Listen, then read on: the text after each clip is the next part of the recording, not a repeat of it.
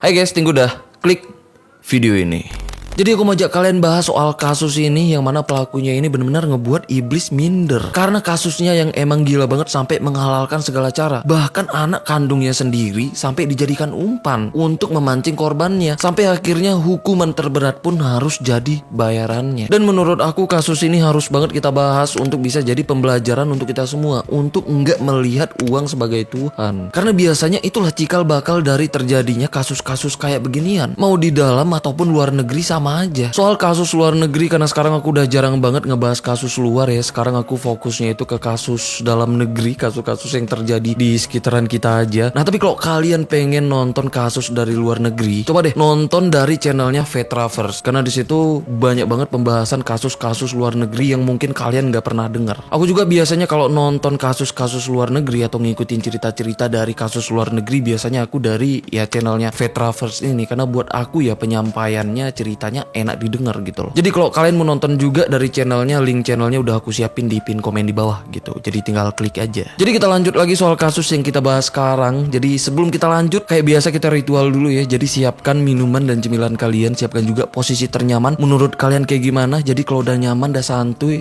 Nah jadi soal kasus ini, yuk kita bahas. Lydia Pratiwi dibesarkan dengan ibunya yang seorang janda. Dia tinggal cuman dengan ibunya dan juga dengan kakaknya. Mereka tinggal di salah satu komplek perumahan yang ada di BSD Tangerang. Saat itu ibunya terbilang sukses menjalankan bisnis salonnya sendiri. Karena kebanyakan pelanggan salonnya emang berasal dari kalangan para artis. Sampai ibunya pun bergaul ya dengan para artis. Saat Lydia yang udah remaja, banyak teman-teman ibunya Lydia yang memuji kecantikannya Lydia ini. Sampai Lydia pun ditawarin untuk ikut casting atau setidaknya jadi model. Karena perawakannya yang dianggap cocok jadi model atau artis. Karena ini di tahun 2003 para artis teman ibunya memasukkan nama Lydia ini untuk menjadi model pemotretan yang ternyata hasilnya sangat memuaskan, yang membuat Lydia ini langsung dapat kontrak pertamanya sebagai model. Gak cukup cuman itu, ibunya Lydia mendaftarkan Lydia ini untuk ikut beberapa casting film dan sinetron saat itu, yang ternyata Lydia ini lolos di salah satu casting sinetron yang berjudul Cewekku Jutek yang tayang di RCTI tahun 2003, yang mana di situ Lydia ini beradu akting dengan Agnes Monica. Biarpun di situ perannya Lydia ini nggak begitu penting, bisa dibilang dia cuman sebagai figuran, tapi cukup untuk jadi batu loncatannya untuk karir selanjutnya. Karena setahun kemudian setelah belajar banyak dan dapat pengalaman dari dunia peraktingan, akhirnya ada yang suka dengan aktingnya Lydia ini. Sampai Lydia pun dapat kontrak lagi dari sinetron Untung Ada Jimmy dengan peran yang penting, pastinya dengan honor yang lebih tinggi juga dari sebelumnya. Sejak itu nama Lydia pun jadi makin besar dan terkenal. Jadinya mulai banyak kontrak baru yang berdatangan dari beberapa brand dengan level nasional untuk kerjasama dengan Lydia ini. Karena itu, kehidupan Lydia pun mulai berubah drastis karena suksesnya karir awalnya sebagai artis dan model. Sampai ibunya pun udah mengalihkan fokusnya untuk menjadi manajernya Lydia, yang ngebuat bisnis salonnya saat itu jadi terbengkalai yang akhirnya tutup permanen. Tapi nggak cukup sampai di situ aja. Lydia ini pun sampai kerjasama dengan MLM UFO. Di situ tugasnya untuk menarik minat orang-orang untuk menjadi member dengan tujuan untuk menjual produknya yang menjual gelang dan kalung yang sebagai obat alternatif. Berkat Lydia, member dan penjualan MLM ini pun meningkat secara drastis sampai Lydia ini pun dipekerjakan di PT UFO itu dengan posisi yang cukup tinggi, yang emang saat itu banyak artis yang juga ikut kerjasama dengan PT UFO ini. Dan disinilah Lydia ini kenal dan dekat dengan Naik Gonggom Hutagalung yang biasa dipanggil Onom, yang mana Onom ini juga salah satu artis yang ikut memasarkan PT UFO ini. Di samping itu, Onom ini juga emang sedang melanjutkan bisnis properti milik keluarganya. Onom dan Lydia saat itu temenan dekat, mereka ini sering makan bareng dan jalan berdua, dan mereka juga itu saling support dengan karirnya masing-masing. Tapi di balik itu, beberapa tahun kemudian Lydia mulai ngalamin penurunan di karirnya karena kontraknya di beberapa sinetron itu nggak lanjut dan mulai sulit nemuin kontrak baru. Ditambah salon ibunya juga udah terlanjur tutup, jadi mereka sempat ngalamin kesulitan keuangan. Sedangkan tanggungan biaya hidup mereka udah terlanjur bergantung dengan karirnya Lydia ini. Belum lagi, saat itu kakaknya Lydia menderita penyakit liver akut yang selalu membutuhkan biaya pengobatan. Karena ini, Lydia dan ibunya pun sampai putar otak. Yang akhirnya karena udah kebingungan, ibunya Lydia ini menumbalkan Lydia dengan memaksa dan mendaftarkan Lydia ini untuk menjadi model dewasa karena bayarannya yang lebih besar dan instan. Dengan berat hati, Lydia pun terpaksa menyanggupi paksaan ibunya ini demi kebutuhan biaya sehari-hari mereka dan juga demi pengobatan kakaknya Lydia ini. Di samping itu, Lydia juga sering jalan dan makan berdua sama Onom. Nah, pas mereka sedang makan berdua, Lydia ini ditelepon ibunya yang ngabarin kalau penyakit kakaknya itu kumat lagi. Jadi ibunya nyuruh Lydia ini untuk ngutang ke teman-teman artisnya. Di hadapan Onom, Lydia cuman diam dan bingung karena sebelumnya Lydia ini tuh nggak pernah menceritakan menceritakan masalah finansialnya ke siapapun, termasuk ke Onom. Tapi karena Onom yang udah tahu Lydia ini sedang ada masalah, jadi Onom ini merayu Lydia untuk dia ini menceritakan masalahnya. Siapa tahu Onom bisa bantu. Akhirnya Lydia pun ceritain ke Onom soal masalah finansialnya yang ngebuat dia nggak bisa membiayai pengobatan kakaknya yang ngalamin penyakit liver. Tanpa ragu, Onom pun ngasih pinjaman ke Lydia dan ke ibunya untuk biaya pengobatan kakaknya Lydia ini. Nah, karena merasa Onom yang baik dan banyak uang, sejak inilah mata ibunya Lydia ini mulai hijau ngeliat Onom ini. Yang mana dari sinilah semua dari kasus ini pun dimulai.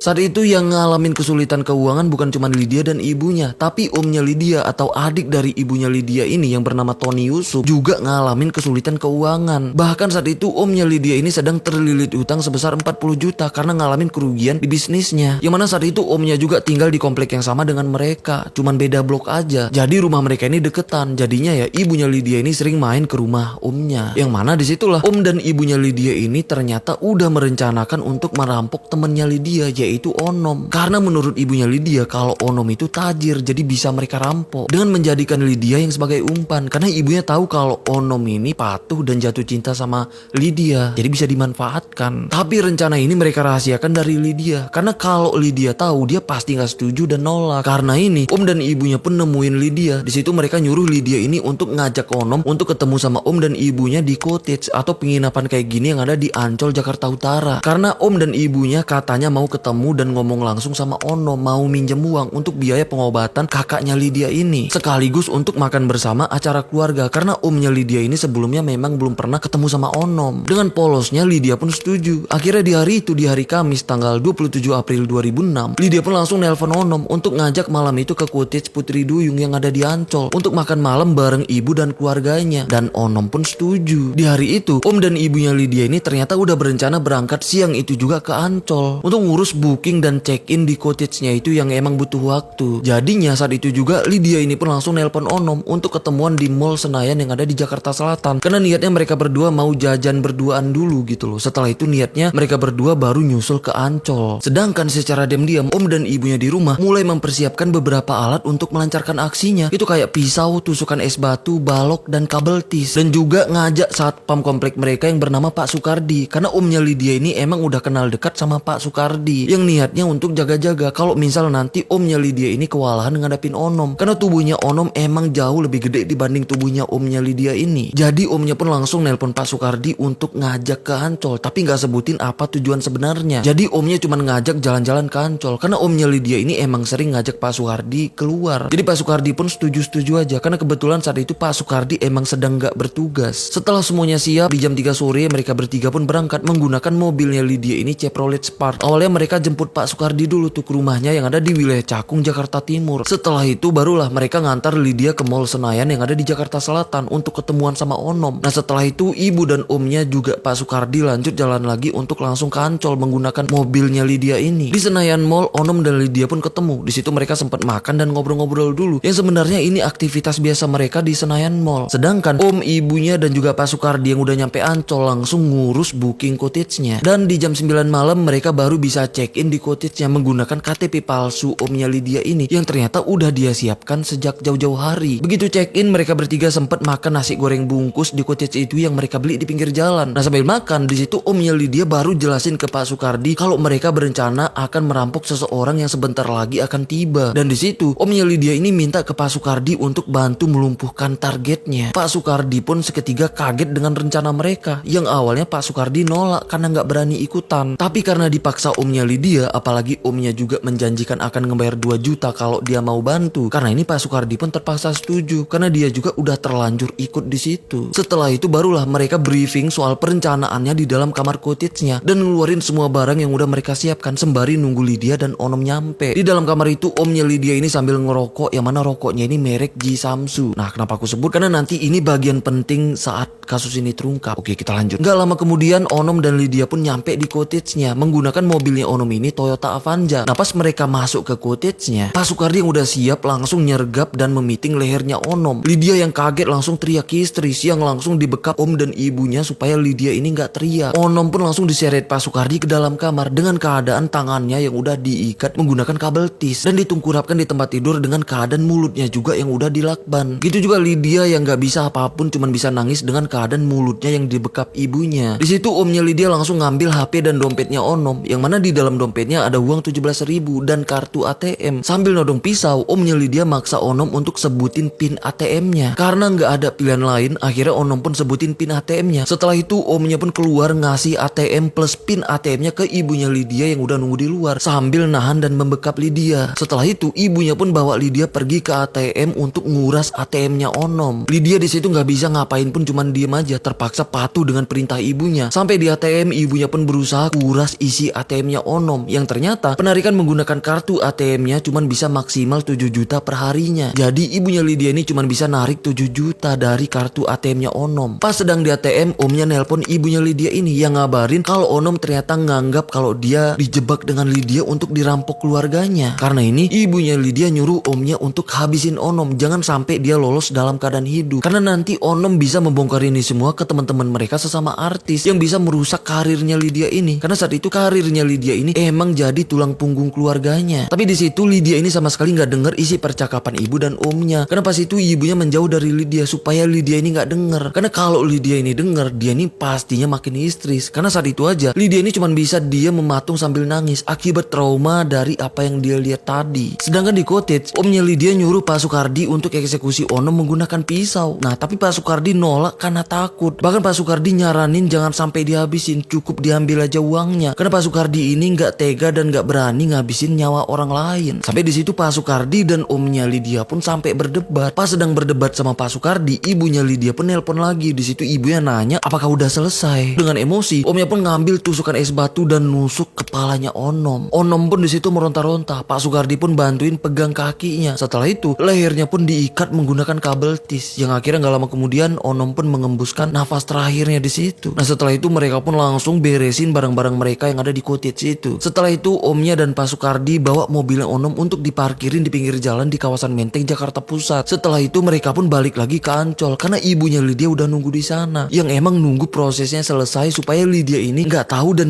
nggak ngelihat semua prosesnya. Di Ancol mereka pun ketemuan di parkiran mobil, yang mana di situ mereka ngasih 2 juta ke Pak Sukardi dan sisanya dari 7 juta tadi itu bagi dua antara omnya dan ibunya Lydia ini. Sedangkan Lydia sama sekali nggak nerima uang sepeser pun. Setelah itu mereka pun balik menggunakan mobilnya Lydia ini. Besok paginya di hari Jumat tanggal 28 April, petugas cottage-nya yang berencana ngantar sarapan pagi udah beberapa kali berusaha ngetuk cottage mereka tapi nggak ada jawaban. Sedangkan pintunya tertutup dan terkunci. Karena merasa nggak wajar, akhirnya mereka pun coba buka paksa cottage-nya. Disitulah mereka kaget nemuin tubuh lelaki yang terbaring di tempat tidur yang udah nggak bernyawa dengan keadaan yang ngebuat mereka merinding. Karena ini pelayan cottage-nya pun langsung lari keluar ngelaporin soal ini ke teman-teman dan atasan kerjanya, dan mereka pun langsung ngelapor soal ini ke polisi. Menjelang siang cottage-nya pun langsung dipenuhi polisi yang berusaha menyelidiki soal apa yang sebenarnya terjadi. Yang mana di situ semua sampah yang ditemukan kayak beberapa puntung rokok merek Jisamsu, 3 sampah bekas bungkus nasi, dan beberapa sampah lainnya yang emang langsung diamankan. Karena sampah di TKP emang selalu jadi petunjuk yang paling berharga. Sedangkan tubuhnya Onom saat itu langsung dibawa ke rumah sakit untuk diautopsi. Polisi pun langsung ngecek KTP yang dikasih pelayan cottage-nya yang diduga itu KTP pelakunya yang semalam check-in. Yang ternyata setelah dicek itu KTP yang gak terdaftar alias palsu. Di samping itu polisi juga masih gak nemuin identitas Onom. Jadinya saat itu Onom masih dianggap sebagai lelaki tanpa identitas. Nah jadi saat itu polisi pun masih berusaha menyelidiki identitasnya untuk bisa mengungkap kasusnya. Sedangkan di sisi lain di hari Jumat itu juga keluarganya Onom mulai khawatir karena Onom yang sebelumnya gak pernah nginap di luar, apalagi saat itu nomor HP-nya pun gak aktif, benar-benar ngebuat seluruh keluarganya khawatir. Karena ini di hari itu juga keluarganya pun mulai pencar untuk nyari Onom. Ada yang berusaha nyari mobilnya di sepanjang jalan Jakarta yang sering dia laluin, ada juga yang berusaha ngecek ke beberapa rumah sakit yang ada di Jakarta. Mana tahu Onom emang ngalamin laka lantas. Akhirnya setelah seharian nyari di jam 10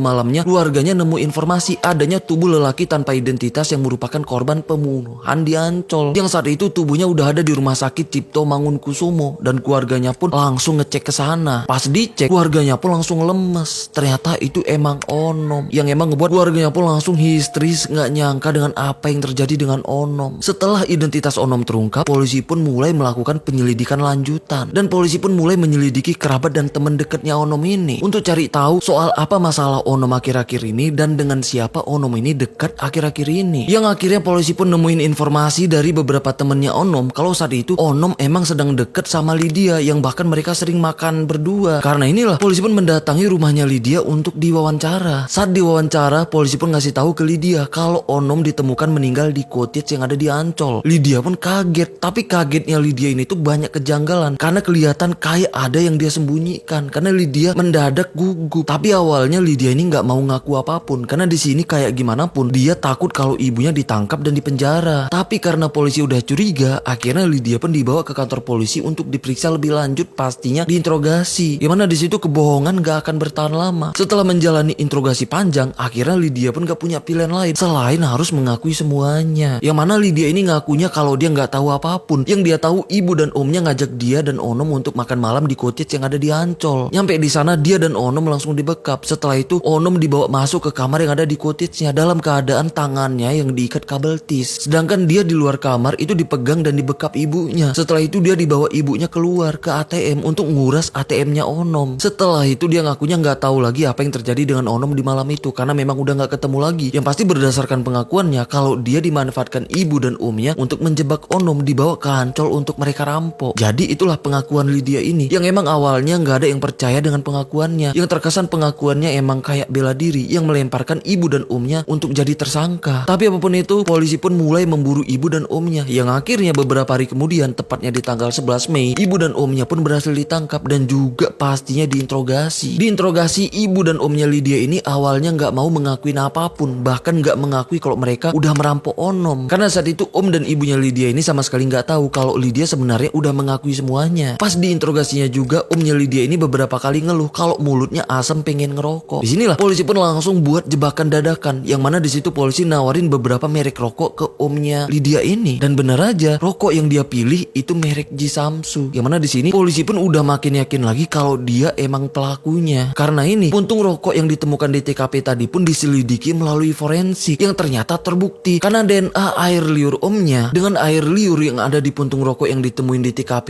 itu ternyata cocok. Karena ini omnya Lydia ini pun gak bisa berkutik lagi karena bukti itu udah cukup kuat untuk menjadikan dia sebagai tersangka dari kasus ini. Yang akhirnya kan udah pasrah, omnya pun mengakui semuanya. Yang akhirnya Pak Sukardi yang sempat bantu mereka juga berhasil ditangkap. Terus di tanggal 17 Januari 2007 mereka pun disidang. Lydia dan Pak Sukardi yang dianggap bersalah karena udah menjadi bagian dari perencanaan perampokan dan pembunuhan itu pun dijatuhin hukuman 14 tahun penjara. Sedangkan ibunya Lydia dan omnya bersalah karena terbukti sebagai otak yang merencanakan ini semua. Yang akhirnya om dan ibunya pun dijatuhin hukuman seumur hidup penjara. Dan saat itu juga di tahun 2007 kasus ini pun menjadi viral setelah salah satu artis yang bernama Lydia Pratiwi menjadi pelaku karena udah sekongkol dengan paman dan ibunya sendiri untuk merencanakan pembunuhan Onom atau Naik gitu ya namanya, yang sebagai teman dekatnya sendiri dengan motif perampokan. Dan Lydia pun dianggap sebagai pembunuh karena saat itu kasus ini masih belum terungkap semua. Setelah menjalani hukuman penjaranya, Lydia pun mengajukan banding. Karena sebenarnya Lydia ini cuma dijadikan umpan sama om dan ibunya untuk menjebak Onom. Yang bahkan dia sama sekali nggak tahu soal perencanaan perampokan itu. Dan dia juga ngaku kalau dia nggak nerima uang hasil perampokan itu sepeser pun. Karena yang dia tahu kalau ibu dan omnya mau ketemu sama Onom di Ancol untuk ngomongin soal hutang. Cuman itu aja yang dia tahu. Akhirnya karena ini yang sebenarnya kasusnya saat itu udah ditutup, akhirnya dibuka lagi untuk dilakukan penyelidikan ulang. Karena banyak yang masih belum terungkap soal kasus ini. Karena Pak Sukriyadi juga buat pengakuan. Dia juga ngaku kalau dia nggak tahu soal perencanaan itu semua. Dia pergi ke Ancol itu karena diajak untuk jalan-jalan dan makan malam di Ancol, bukan untuk merampok. Jadi Pak Sukriyadi ini juga merasa kalau dia dijebak untuk bisa membantu mereka. Saat Pak Sukriyadi dan Lydia diinterview di tempat dan waktu yang berbeda, ternyata pengakuan mereka sinkron. Artinya nggak ada kebohongan yang terdeteksi. Karena kalau mereka bohong itu pasti nggak sinkron. Yang padahal sebelumnya mereka nggak pernah ketemu satu sama lain. Karena ini barulah kebenaran pun terungkap dari kasus ini, yang ternyata pengakuan Lydia di awal tadi itu emang pengakuan yang sebenarnya. Kalau dia sama sekali nggak tahu soal perencanaan itu semua, yang bahkan dia dikorbankan untuk dijadikan umpan untuk menjebak Onom. Karena ini bandingnya pun diterima, yang emang proses hukumnya sampai melibatkan Hotman Paris untuk turut menegakkan kebenaran dari kasus ini. Karena ini hukuman Lydia dan Pak Soekardi pun akhirnya diringankan dari 14 tahun penjara jadi 7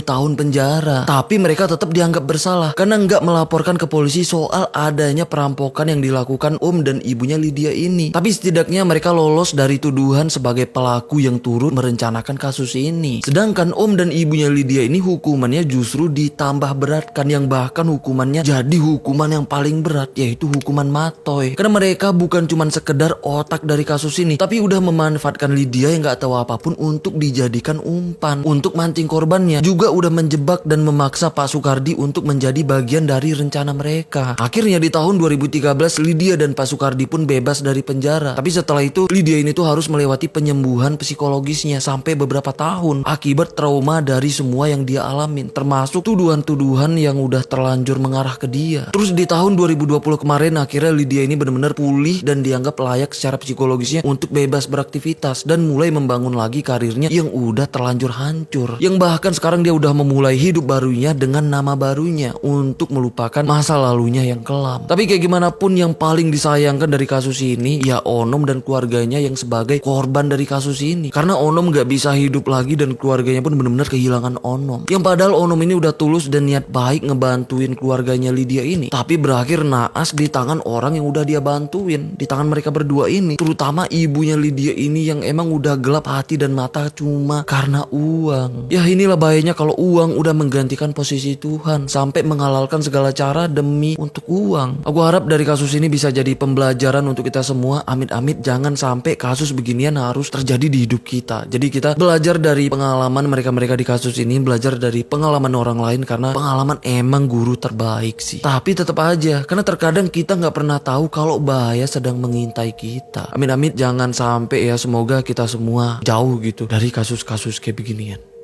Amin. Oke lah, sampai sini aja pembahasan kita soal kasus ini. Sampai ketemu di kasus selanjutnya. Aku Rizka Wadiono. Bye-bye.